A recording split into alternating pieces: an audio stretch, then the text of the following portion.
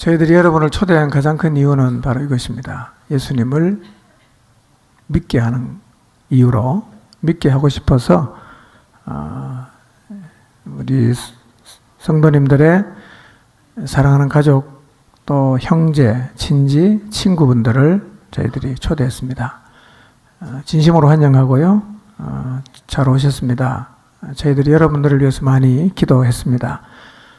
지금도 살아계시는 하나님께서 오늘 이 시간 여러분의 마음에 은혜를 주셔서 하나님을 보고 느낄 수 있게 해주시기를 바랍니다. 성경 제일 첫 번째 책의 제일 첫 번째 페이지, 제일 첫 번째 줄에 이런 말씀이 있어요. 같이 한번 읽어볼까요? 창세기 1장 1절입니다. 읽습니다. 시작. 네, 이것이 성경의 시작입니다. 태초에 하나님이 천지, 하늘과 땅을 창조하셨다는 말로 성경이 시작이 됩니다. 지구상에 존재하는 종교의 경전을 포함해서 어떤 책에도 세상을 내가 만들었다고 주장하는 책은 한 권도 없습니다. 그런데 성경은 이렇게 시작이 됩니다. 같은 책 창세기 1장 조금만 밑에 내려가면 이런 말씀도 있어요. 26절과 27절을 같이 읽겠습니다. 시작. 우리의 형상을 따라 우리의 모양대로 우리가 사람을 만들고 그들로 바다의 물고기와 하늘의 새와 가축과 온 땅과 땅에 기는 모든 것을 다스리게 하자 하시고, 하나님이 자기 형상 곧 하나님의 형상대로 사람을 창조하시되 남자와 여자를 창조하시고. 하나님이 사람을 만들었다는 말씀이 성경 첫 번째 책 1장에 나와 있습니다. 그런데 26절 말씀을 다시 한번 띄워주시기 바랍니다. 이 말씀을 잘 보시면 사람에게 하나님이 무엇을 다스리게 하셨냐면 바다의 물고기, 하늘의 새, 가축, 온 땅과 땅에 기는 모든 것을 다스리게 하셨다고 말씀하셨는데, 이 말씀은 사람이 어떻게 자기보다 힘센 수많은 동물을 다스리게 되었는지에 대한 해답을 주는 말씀이기도 합니다. 힘센 자가 지배를 해야 되지 않습니까? 그런데 여러분, 산에 가보시면, 들로 나가보시면 사람보다 힘센 동물이 많아요. 사자, 호랑이, 곰, 버팔로, 표범, 치타, 코뿔소, 하마 등등 굉장히 많습니다. 그런데 왜 이렇게 힘센 동물까지도 힘이 약한 인간이 다 다스리게 됐는가? 이유는 간단합니다. 하나님이 처음 세상을 만들 때 그렇게 만드셨어요. 이처럼 성경은 지금까지도 인류가 답을 찾지 못해서 가설만 제시하고 있는 하늘과 땅을 누가 만들었는가, 사람은 어떻게 존재하게 되었는가에 대한 기원을 명백하게 밝히고 있습니다. 사실 과학이 엄청 발달해서 과거 상상의 세계에서 꿈꾸던 것을 이미 다 현실로 만들어내고 있지만, 여전히 가장 기본적인 세상의 기원과 사람의 기원을 밝히지 못하고 있는데, 성경은 시작부터 이 부분에 대해서 속 시원하게 밝히고 있습니다. 한 5분짜리 영상을 같이 한번 좀 보도록 하겠습니다. 네, 틀어주시기 바랍니다.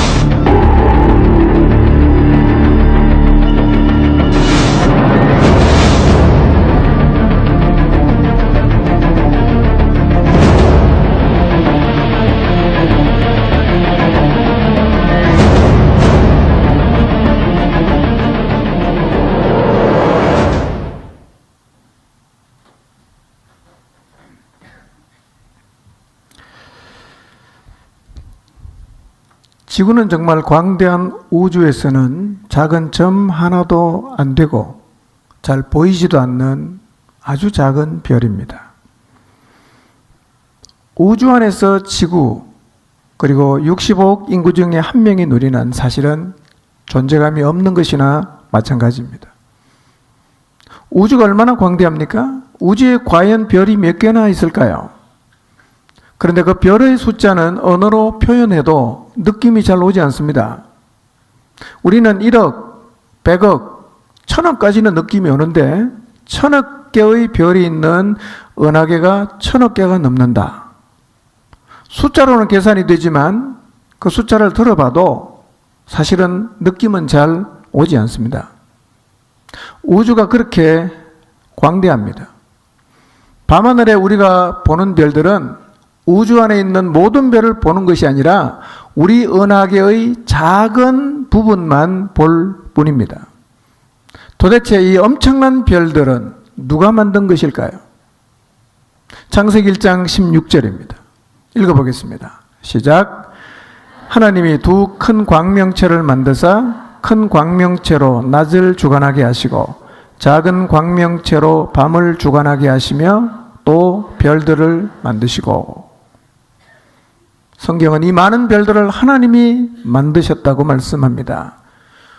여러분, 우주의 광대함도 굉장히 놀라운데요, 그 많은 별들이 가만히 있는 게 아니라 전부 다 제기를 따라서 움직이고 있어요. 이건 더 놀라운 일입니다.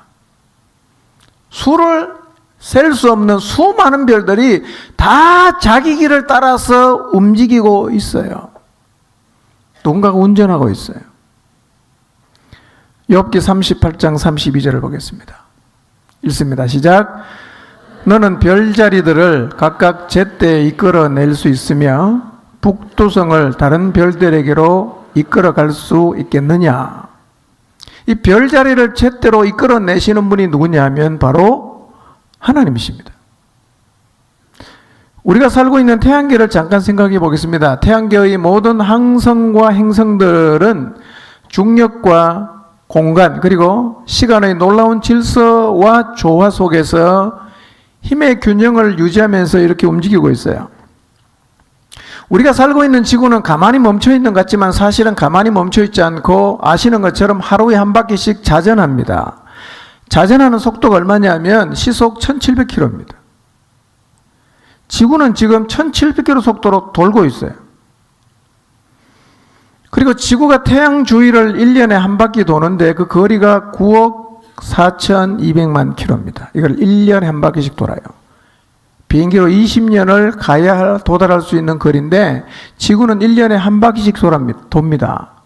그러면 지구가 태양 주위를 도대체 얼마만큼의 속도로 도는가를 계산해 보면 지구가 태양 주변을 도는 속도는 무려 시속 10만 7534km입니다. 감이 안 오죠? 초속으로 따지면 29.9km인데요. 이것은 총알보다 30배 빠릅니다. 총알이 1초에 1km 간답니다. 근데 지구는 1초에 거의 30km를 갑니다. 이렇게 굉장히 빠른 속도로 돌면서 앞으로 가고 있어요.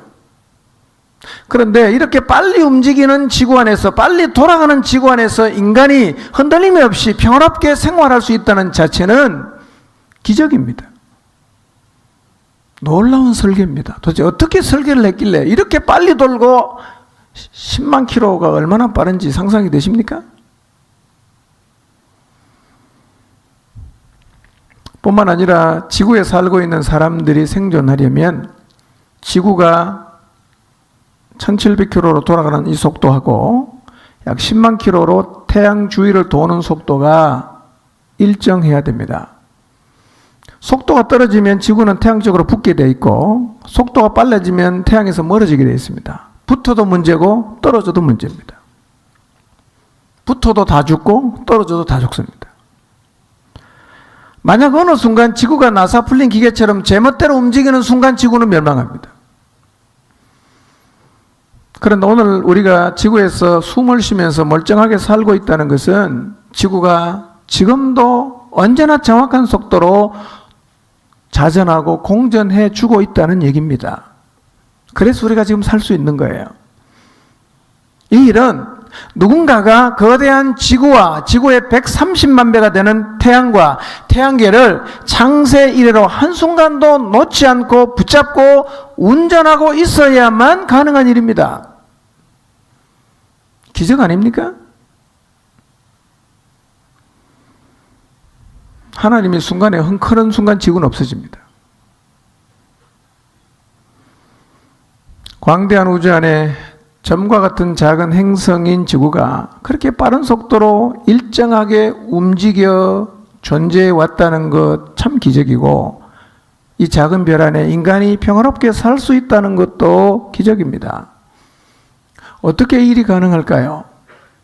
운전수가 있는 차도, 조종사가 조종을 하는 비행기도 사고가 나는데 어떻게 그 거대한 지구가 불덩이인 태양 주위를 창세 이래 단 한 차례도 고장이 없이 일정한 간격과 속도를 유지하면서 돌 수가 있었을까요?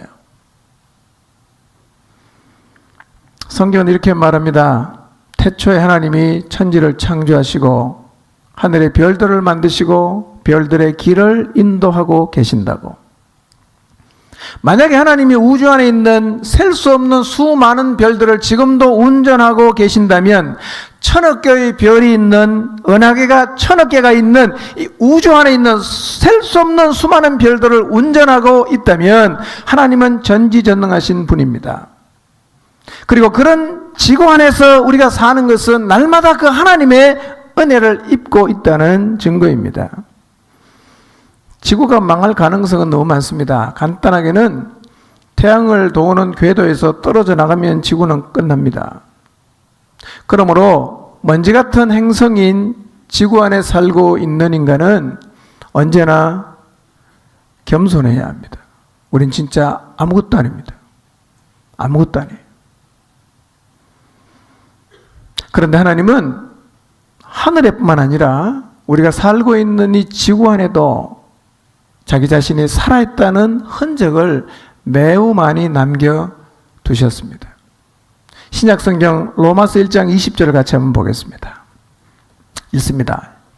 시작. 창세로부터 그의 보이지 아니하는 것들 곧 그의 영원하신 능력과 신성이 그가 만드신 만물에 분명히 보여 알려졌나니 그러므로 그들이 핑계하지 못할지니라.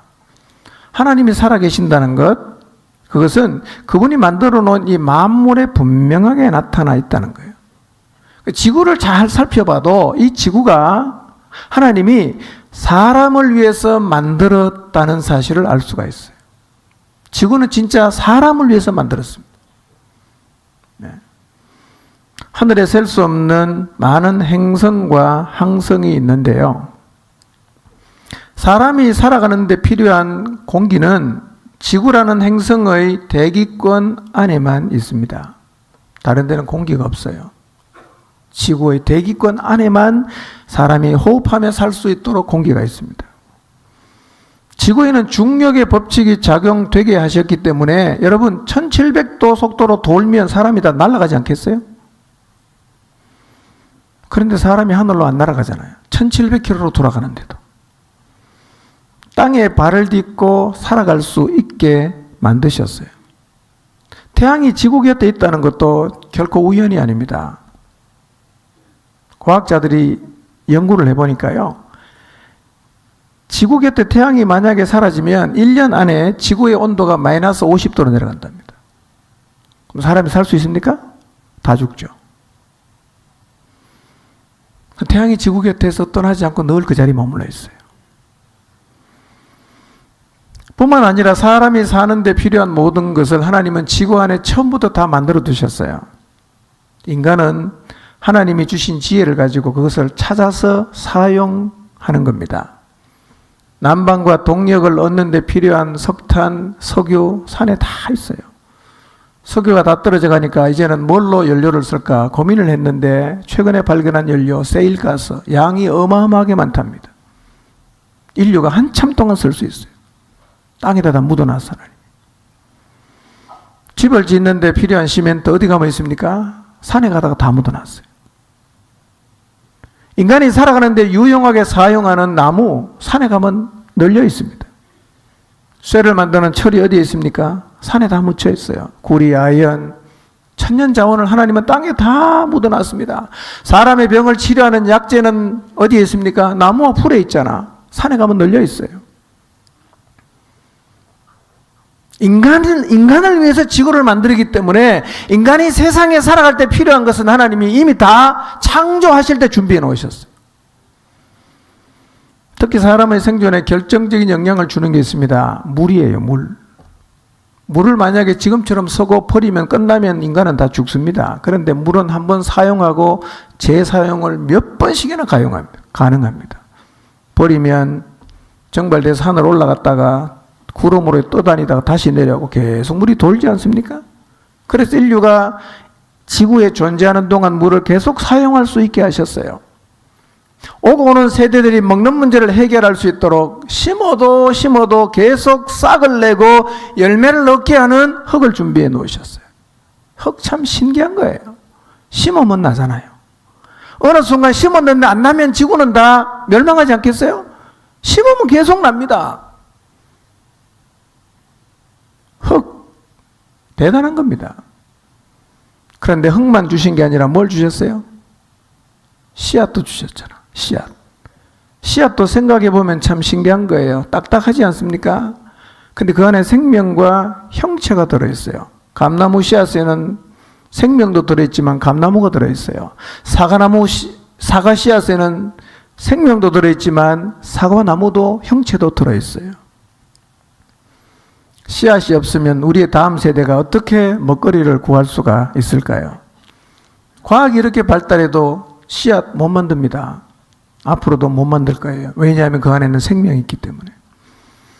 이처럼 인류가 생존하는데 절대적인 영향을 주는 물, 흙, 씨앗 다 준비해 두셨어요.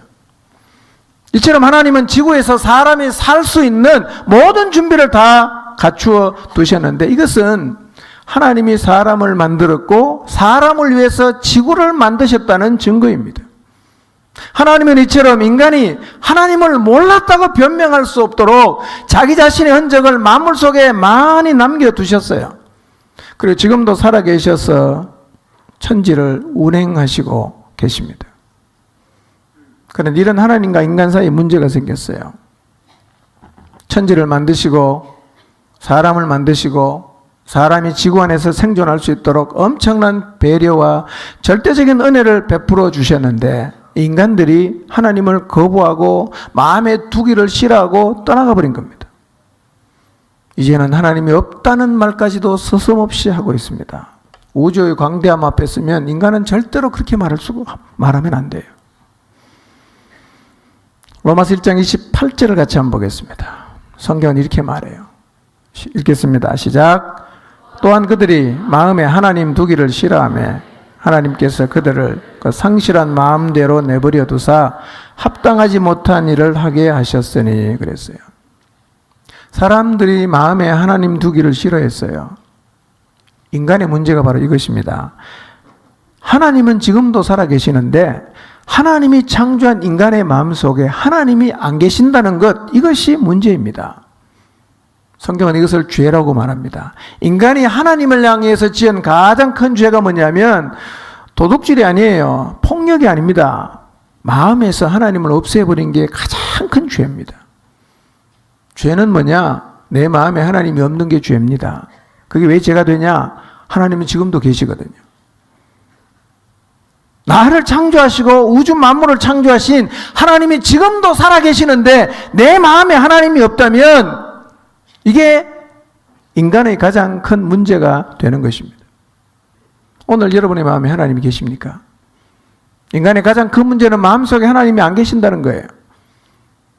하나님 안 계시면 어떠냐? 내가 잘 살고 있는데. 그렇게 말할 수 없는 게 이 죄는 심판을 받아요. 성경 히브리서 9장 27절에 이런 말씀이 있어요. 같이 읽어보겠습니다. 시작.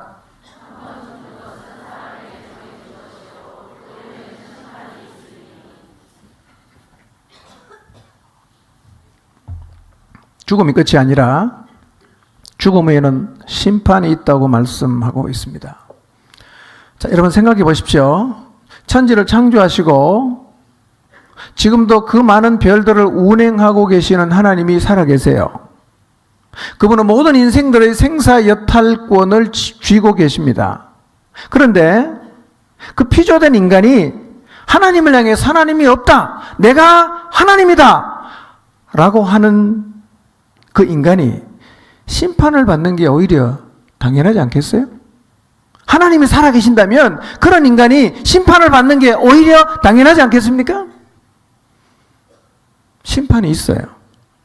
요한복음 5장 29절에는 이런 말씀이 있습니다. 읽어보겠습니다. 시작. 악한 일을 행한 자는 심판의 부활로 나오리라. 인생은 죽는 걸로 끝나지 않습니다. 부활합니다. 부활한 다음에 진짜 영원한 삶이 결정이 되는데, 선한 일, 뭐가 선한 일이냐?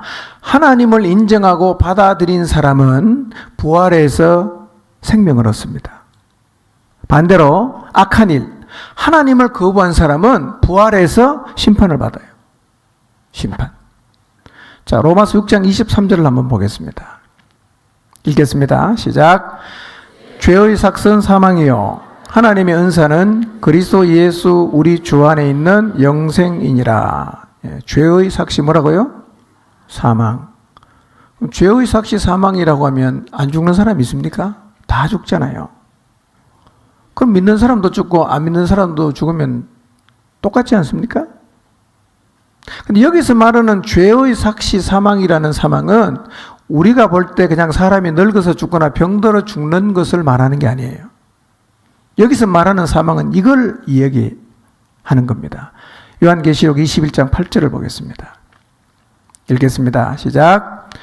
그러나 두려워하는 자들과 믿지 아니하는 자들과 흉악한 자들과 살인자들과 음행하는 자들과 점술가들과 우상숭배자들과 거짓말하는 모든 자들은 불과 유황으로 타는 못에 던져지리니 이것이 둘째 사망이라 그랬어요.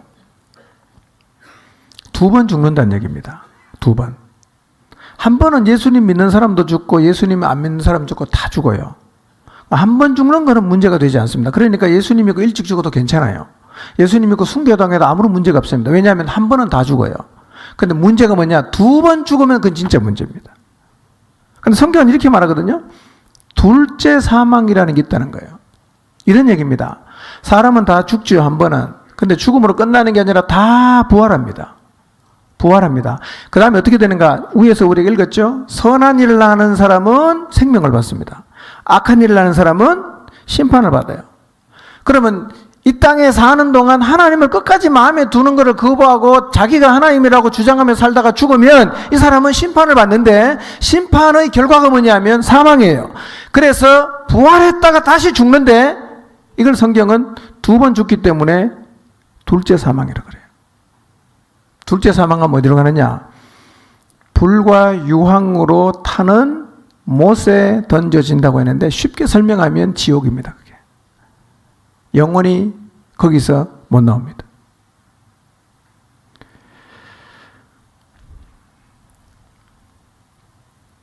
믿지 않으면 결국은 다 멸망으로 갑니다. 이것이 하나님이 없이 살다가 죽은 사람들이 가게 되는 결국이에요. 자, 이렇게 인간이 하나님을 떠나갔어요. 하나님 없다 그래요. 내가 하나님이라 그럽니다. 그렇게 해서 죽어서 멸망으로 가니까 하나님께서 이 멸망으로 가는 인간을 구원하기를 작정하셨어요.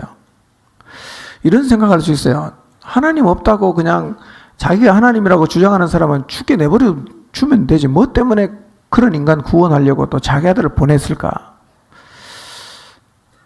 이 질문은 이렇게 생각하면 여러분이 좀 이해가 쉽습니다. 부모가 자식이 속 많이 새긴다고 호적에서 파냅니까? 자식이 말 안 듣는다고 나가 죽어. 잘 죽었다. 이럽니까? 아니죠. 부모는 끝까지 자식을 포기를 못하는 거죠.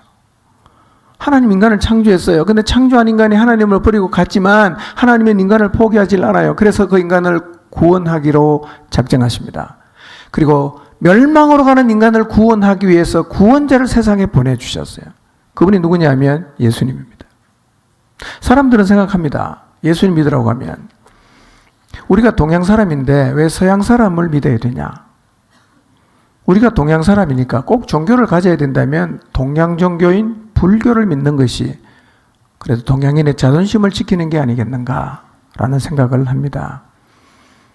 그런데 우리가 예수님을 믿는 이유는요, 서양 사람이어서 믿는 게 아니고 유대 청년 예수를 믿는 것이 아니라 우리는 하나님이 보내신 구원자이신 그분을 믿습니다.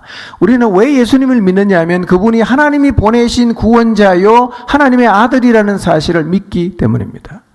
여러분 2000년 전에 이 땅에 오신 예수님이 하나님의 아들이에요. 물론 이 문제는 당시에도 논란이 많았어요. 사람이 어떻게 하나님의 아들일 수 있냐. 예수라는 사람이 과연 하나님의 아들일까요? 예수라는 사람이 과연 하나님의 아들일까요? 많은 얘기를 해야 되지만 오늘은 한 가지만 좀 우리가 생각해 보겠습니다. 그러면 2000년 전에 이 땅에 왔던 예수라는 그 자신이 자기를 어떻게 어떤 존재라고 이야기를 했는가를 들어볼 필요가 있어요. 예수라는 사람, 그분 자신은 자기를 누구라고 이야기를 했는가? 자, 요한복음 3장 13절에서 16절을 다시 한번 볼까요? 읽어보겠습니다. 시작.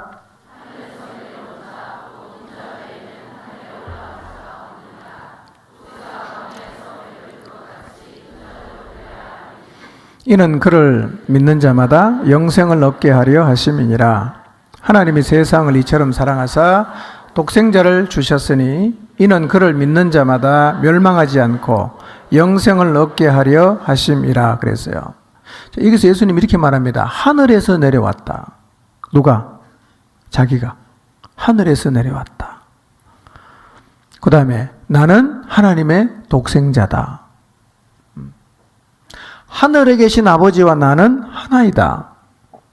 나는 세상을 심판할 심판주다. 라는 얘기를 누가 했냐면 예수님 자신이 했어요.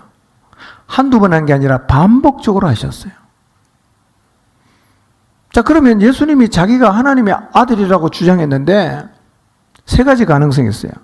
첫 번째, 자기 자신이 하나님의 아들이 아닌 줄 자기도 알면서 하나님의 아들이라고 주장했으면 사기꾼입니다. 두 번째, 자기가 하나님의 아들이 아닌데도 자기는 하나님의 아들로 알고 있었다면 정신병자입니다. 세 번째, 이도 저도 아니라면 그분은 자기가 말한 대로 하나님의 아들일 것입니다. 그럼 따져보겠습니다. 예수 그리스도가 사기꾼일까요? 그분의 가르침은 성경에 다 기록이 되어 있습니다. 아무리 봐도 그분의 가르침은 사기꾼과는 거리가 너무 멀어요. 심령이 가난한 자는 복이 있나니 긍휼히 여기는 자는 복이 있나니 이거는 사기꾼들이 하는 얘기는 아니죠. 두 번째로 그분은 다른 사람을 기만할 이유가 없어요. 예수 자신이 하나님의 아들이라고 주장해서 돈을 많이 벌었거나 뭐 그런 게 없어요. 도리어 이 주장 때문에 죽었어요. 끝까지 자기는 하나님의 아들이라고 주장했습니다. 세 번째, 사기꾼의 말이라면 어떻게 2000년 동안 그렇게 많은 사람이 이 사기꾼의 말을 추종하는 게 가능하고 그 사기가 그렇게 오랫동안 많은 사람을 기만하는 게 가능했겠습니까?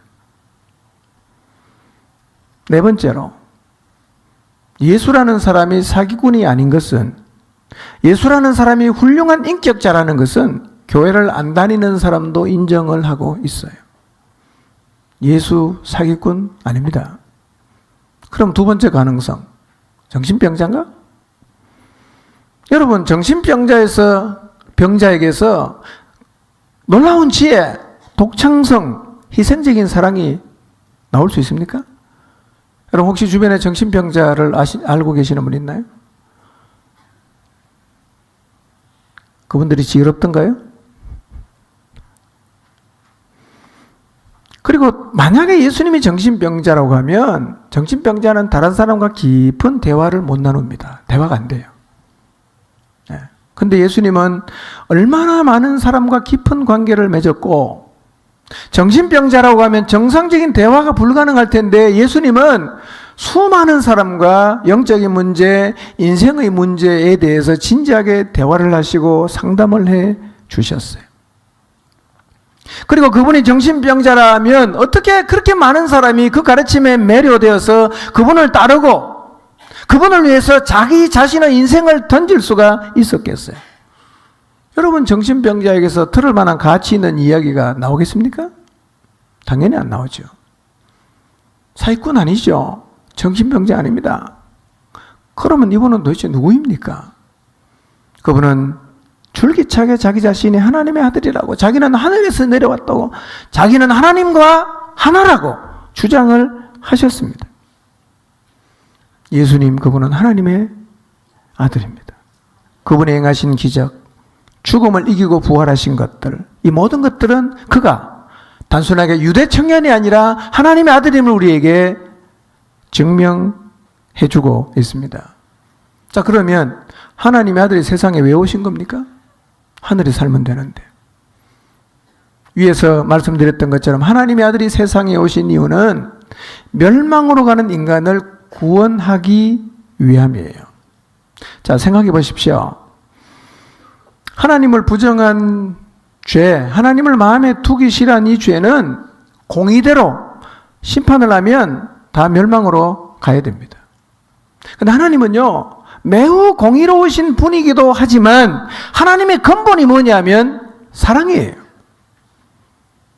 그래서 하나님은 공의도 이루어 가야 되지만 동시에 인간을 향한 사랑도 이루어 가야 됩니다. 그래서 멸망으로 가는 인간을 구원해내는 일을 하셔야 되는데 그 하나님의 공의와 사랑을 동시에 이루기 위해서 하나님은 그분의 아들을 세상에 보내셨어요.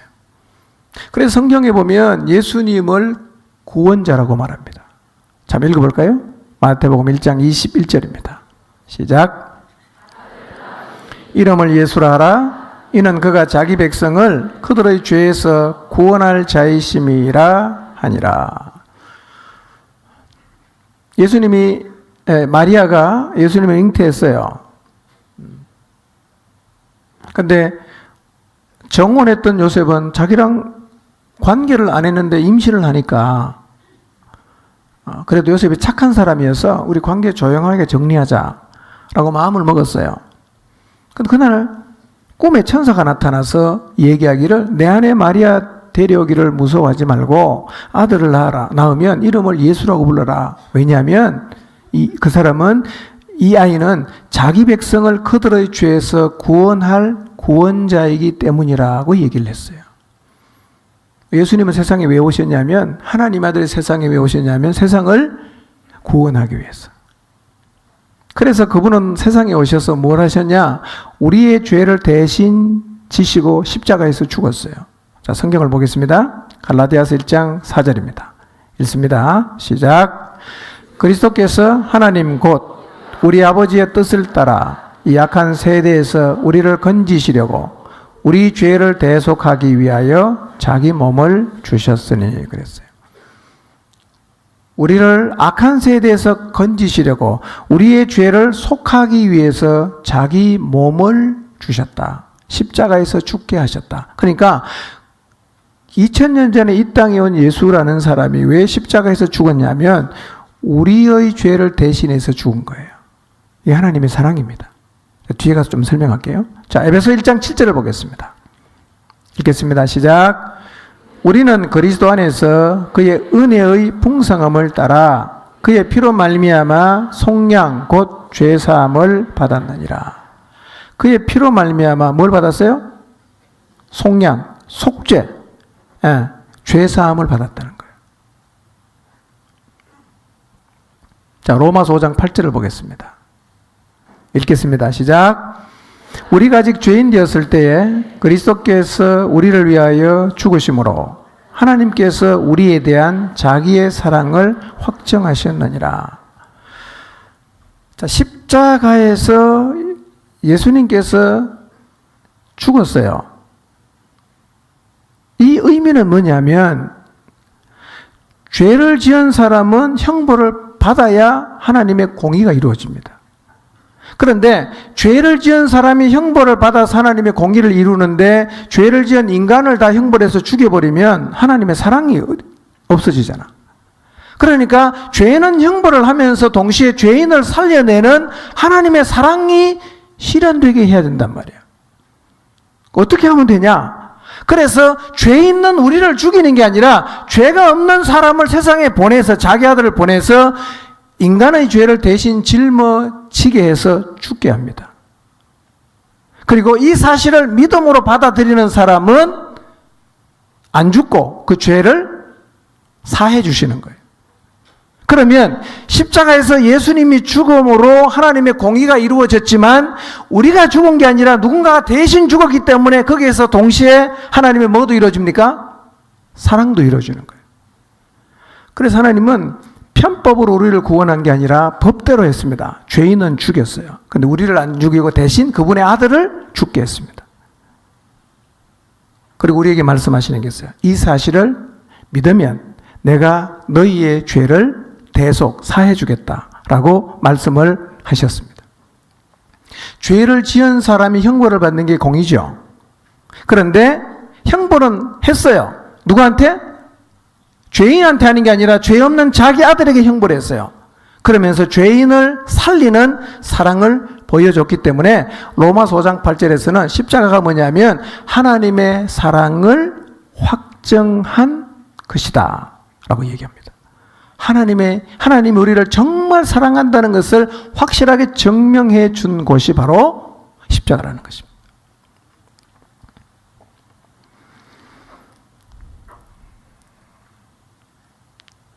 이제 이 사실을 누구라도 믿으면 하나님은 우리를 이 믿음을 보시고 죄가 없다고 하십니다. 이것이 하나님을 부정하고 떠나간 인간을 구원할 수 있는 유일한 방법이었어요. 여러분, 이 예수님을 믿으시기를 바랍니다. 왜냐하면요, 인생은 죽음으로 끝나지 않습니다. 하나님 없이 살다가 죽으면 다 살려냅니다. 믿는 사람도 부활하고 안 믿는 사람도 부활합니다. 그런데 믿는 사람은 부활하면 심판을 안 받지만 안 믿는 사람은 살려내면 심판을 받고 영원한 멸망으로 갑니다. 그런데 이런 나를 구원해서 심판이 아니라 영원한 생명을 주기 위해서 하나님이 하신 일이 뭐냐면 아들을 이 땅에 보내서 대신 십자가에서 죽게 하신 것입니다. 그리고 구원의 길을 다 만드신 다음에 우리에게 이 사실을 믿으면 내가 더 이상 너희의 죄를 묻지 않겠다고 말씀을 하셨습니다. 우리는 죽으면 다 끝이라고 생각하는데요. 성경을 보시면요. 영생이라는 말을 너무 예수님이 많이 사용하셨어요. 여러분, 사람은 죽음으로 절대로 끝나지 않습니다. 네. 여러분이 나중에 주님 앞에 서면 제가 한 이야기를 꼭 기억하시게 될 겁니다. 죽음으로 끝나질 않아요. 죽고 나면 다시 하나님은 살려냅니다. 선한 일을 한 사람에게는 생명을 주고 악한 일을 한 사람에게는 심판하십니다. 네. 자, 그러면 예수님을 믿는다는 의미가 뭔가? 예수님을 믿는다는 의미가 뭔가? 첫 번째는요, 죄를 회개하는 것입니다. 죄를 회개하는 것. 우리가 지은 가장 문제가 되는 죄가 뭐라 그랬습니까? 하나님을 거부한 거예요. 하나님 마음에 두기 싫은 거예요. 자, 로마서 1장 28절을 다시 한번 더 읽어보겠습니다. 읽겠습니다. 시작. 또한 그들이 마음에 하나님 두기를 싫어하며 하나님께서 그들을 그 상실한 마음대로 내버려 두사 합당하지 못한 일을 하게 하셨으니 그랬어요. 여러분, 혹시 마음에 하나님 두기를 지금도 싫어하시나요? 하나님을 마음에 두지 않는 게 죄입니다. 하나님의 피조물인 인간의 마음속에는 하나님이 계셔야 합니다. 하나님이 안 계신다는 말은 내가 하나님을 거부했다는 얘기입니다.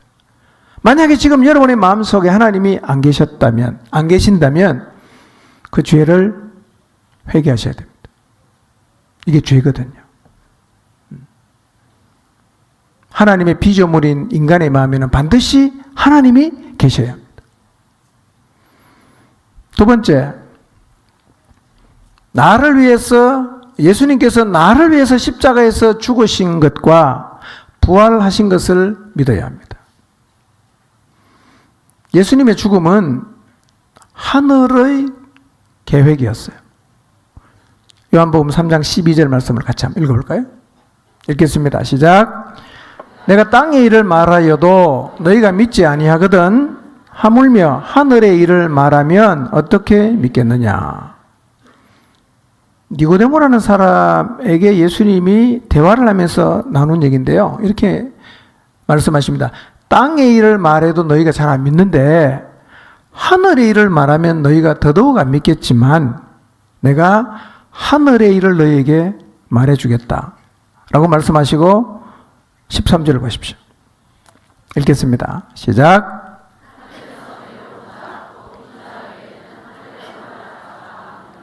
예. 하늘에서 있었던 일을 어떻게 예수님이 얘기할 수가 있느냐 하면 13절에 보니까 예수님은 자기가 어디서 내려왔다고 말합니까? 하늘에서 내려왔대요. 하늘에서. 하늘에서 내려왔기 때문에 하늘에서 있었던 일을 아시는 거예요. 그러면 하늘에서 계획된 일을 주님이 알려주시고 그 다음에 실제로 그 일을 실행하시는데 하늘에서 인간을 구원하기 위한 어떤 계획이 있었는가? 그게 14절, 15절, 16절인데요. 한번 읽어보겠습니다. 14절, 15절만 읽겠습니다. 읽겠습니다. 시작. 모세가 광야에서 뱀을 든 것 같이 인자도 들려야 하리니 이는 그를 믿는 자마다 영생을 얻게 하려 하심이니라. 하나님이 세상을 이처럼 사랑하사 독생자를 주셨으니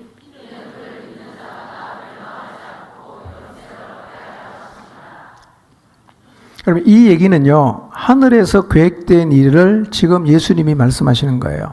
하늘에서 인간을 구원하기 위해서 세워진 계획이 뭐냐면 이거예요. 모세가 광야에서 뱀을 든 것처럼 인자도 들린다. 모세가 광야에서 뱀을 든 게 뭐냐면 이스라엘 백성이 광야에서 하나님을 원망했어요. 그래서 하나님이 불뱀을 보냈는데요. 이 불뱀에는 물리면 사람이 다 죽는 거예요.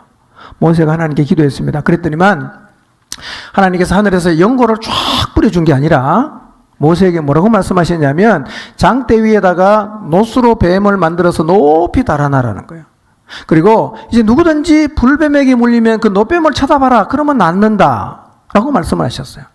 그래서 모세가 급히 노뱀을 만들어서 장대에 달아서 진 중간에다가 높이 올려놨어요. 누구든지 불뱀에게 물리면 이전에는 죽었는데 쳐다보면 낫는 거예요. 그 예수님 하신 말씀이 뭐냐면 모세가 그렇게 뱀에 물려 죽어가는 사람을 구원하기 위해서 노뱀을 광야 장대에 높이 달아놓았던 것처럼 인자도 들린다. 십자가에 달린다는 얘기입니다. 왜 인자가 십자가에 달리는가? 15절 이렇게 말하죠. 이는 그를 믿는 자마다 영생을 얻게 하려고 인자가 십자가에 달릴 거라는 거예요. 이게 어디서 계획된 거라고요? 이게 하늘에서 계획된 거예요. 그 하늘의 계획을 예수님이 오셔서 이 땅에서 이루어 가셨어요. 그래서 3장 16절은요, 성경 전체의 요약입니다. 교회를 안 다녀도 유치부나 유년부 시절에 교회를 다녀본 사람은 이 구절을 다 기억하죠. 하나님이 세상을 이처럼 사랑하사 독생자를 주셨으니 이는 그를 믿는 자마다 멸망하지 않고 영생을 얻게 하려 하심이니라. 영생입니다. 이 생 짧게 7, 80년 살다가 죽음으로 끝나는 게 아니라 하나님은 인간에게 처음부터 영원히 사는 생명을 주기를 원하셨어요. 이게 하늘의 계획입니다. 그러니까 우리는 예수님께서 하늘의 계획을 따라 세상에 오셔서 우리들의 죄를 대신 짊어지시고 십자가에서 죽으시고 부활하심으로 하나님의 아들임을 증명하시고 구원의 길을 완성하셨다는 사실을 믿어야 됩니다.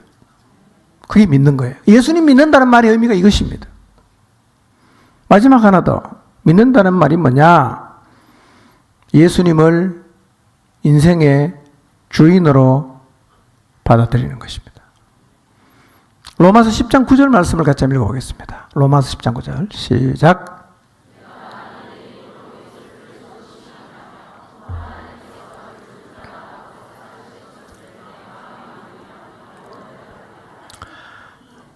예수를 뭐로 시인하라고요? 주. 예수님을 주님으로 시인하라. 여기서 시인하라는 말은 공개적 시인을 얘기합니다. 입을 뒤집어서 앉아서 예수님이 주님이다 이렇게 하는 게 아니고, 내가 예수님을 주님으로 받아들였으면 직장에 가서, 가정에 가서, 친구를 만나서 나 이제 예수님을 주님으로 모셨어 라고 공개적으로 시인하라는 거예요. 이 성경이 기록될 당시 그 로마 시대에는 가이사가 주로 고백을 해야 되는 시대가 있었어요. 로마 황제 가이사가 주다. 1년에 한 번씩 고백해야 돼요. 근데 그리스도인들은 가이사가 주라고 고백할 수가 없어요. 나는 예수님이 주님이다. 죽이는 겁니다. 이 고백은 목숨 걸고 했던 고백이었어요. 예수님이 주님이다. 예수님이 주님이다. 이 고백이 예수님을 믿고 있다는 증거입니다.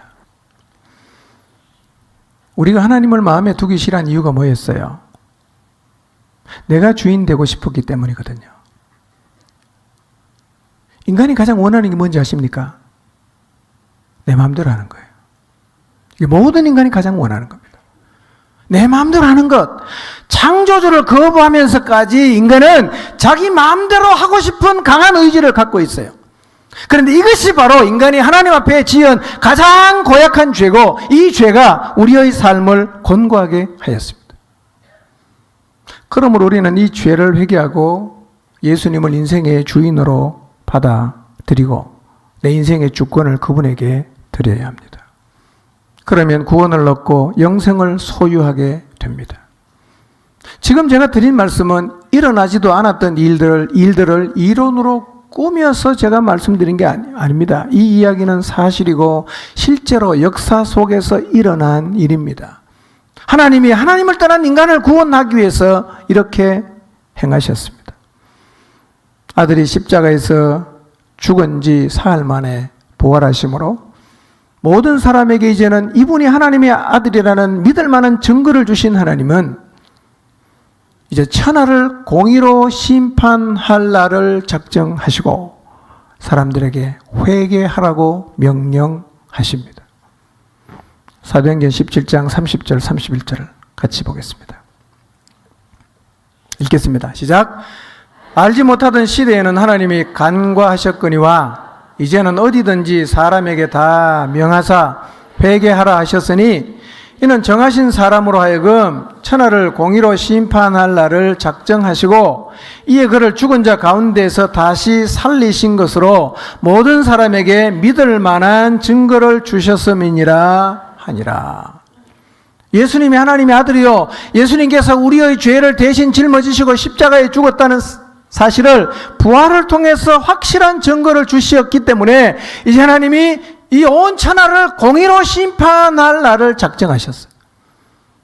그리고 이제 어디든지 간에 사람들에게 명령합니다. 회개해야 된다. 회개해야 된다. 천하를 내가 공의로 심판한다라고 선포하시는 것입니다. 여러분, 심판할 날이 작정되어 있습니다. 이제 회개하고 하나님께로 돌아와야 합니다. 지금도 살아계셔서 역사와 우주를 다스리고 운행하시는 하나님을 부정하고 마음에 두지 않고 살아온 삶을 회개하시고 나를 구원하기 위해서 이 땅에 오셔서 나의 죄를 대신 지시고 십자가에서 죽으시고 부활하신 예수님을 인생의 주인으로 받아들이시기를 주님의 이름으로 축원합니다. 기도하겠습니다.